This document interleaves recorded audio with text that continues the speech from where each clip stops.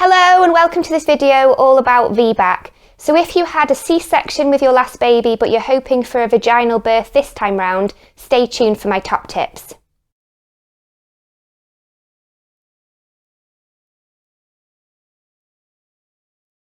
So firstly, you've got to make sure that you're a good candidate for VBAC, and I recommend that you discuss with your maternity care team the reasons behind your previous C-section birth so that you understand a little bit better about why it ended up happening. If you healed well after your previous C-section and had a low transverse incision, meaning that your incision was horizontal and low at the bottom of your uterus, a VBAC is more likely to be achievable. But you also need to rule out any health concerns that could make a VBAC more difficult for you, and that can vary from woman to woman, so that's why it's so important to discuss your previous C-section with your maternity care team.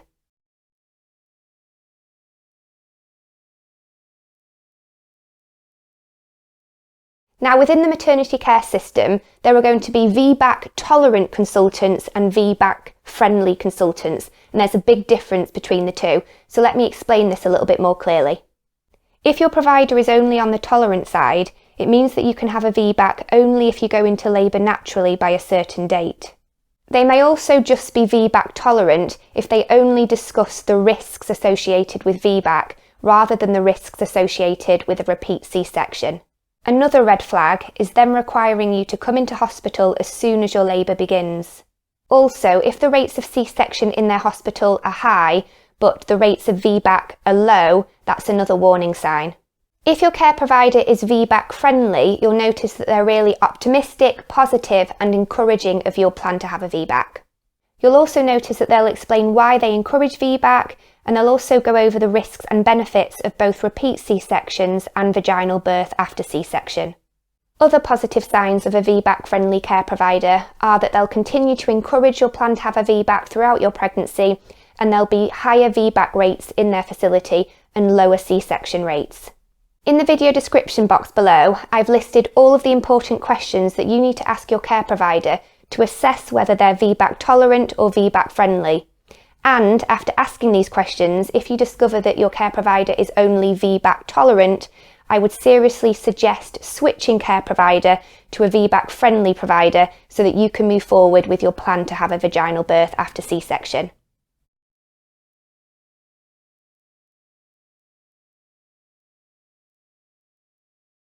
My next tip is to make sure that you process any negative emotions that are connected to your previous cesarean birth.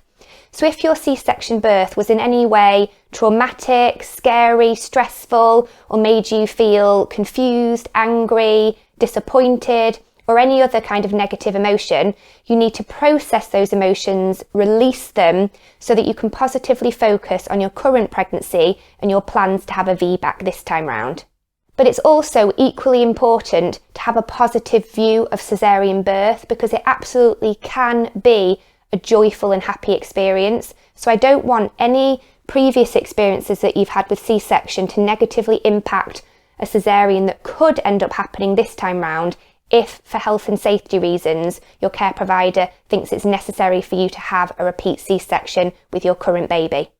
Your past birth experiences should not negatively impact your future birth experience because you absolutely deserve to feel calm and happy about giving birth to the baby that's in your womb right now. And there are certain meditations that are going to help you with this that are on my YouTube channel, and I'll link them in the video description box below.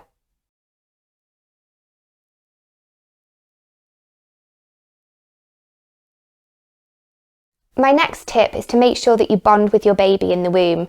So after 28 weeks of pregnancy, your baby's hearing is fully developed and they're going to be increasingly soothed and comforted by your voice.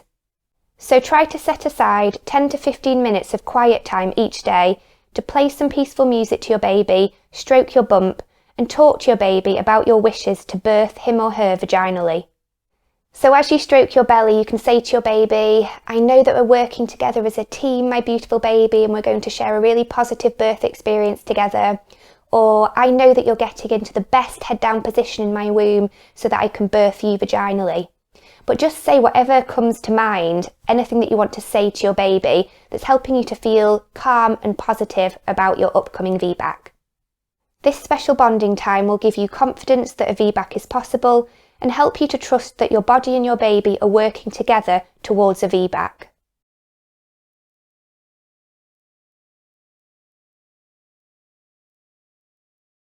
My next tip is to take care of your physical well-being. So good nutrition and physical activity will help to prepare your body for a successful VBAC. Good foods to eat during pregnancy include fresh fruits, vegetables, whole grains, lean protein and healthy fats. It's also good to do some physical exercise for 30 minutes every single day, and it doesn't have to be anything strenuous. Going for a 30-minute walk every day is good enough. Daily exercise helps you to avoid things like gestational diabetes, high blood pressure, and it also boosts blood and oxygen flow to your womb and your baby. It can also help your baby to get into the best head-down position in your womb, which can make a VBAC more likely.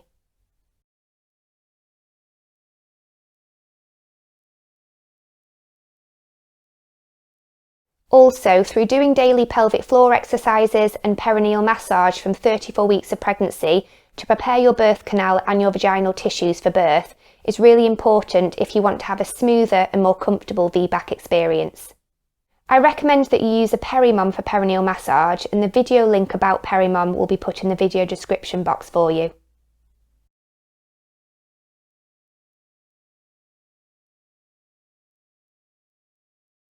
Next, it's a good idea to join support groups or online communities of women who have had successful VBACs and ask these ladies questions that you want answers to, because their experiences will inspire and empower you for your own VBAC.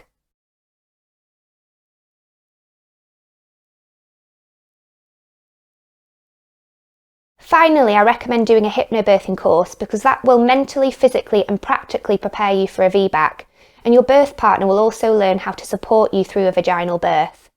Understanding the stages of labour and how to work with your body, how to manage your contractions and relax, how to advocate for yourself and how to work harmoniously with your care team are just some of the helpful things that you'll learn on a hypnobirthing course. But you'll also learn how to journey through childbirth with a supportive birth partner by your side, and how to believe and trust in your body's strength and wisdom.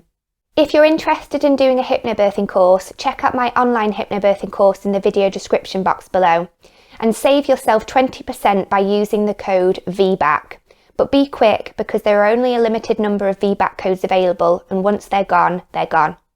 I'm Anja from hypnobirthingwithanja.com, and I hope that you found this video helpful today. If you've got any questions about VBAC, pop them in the comments section below and I'll reply ASAP.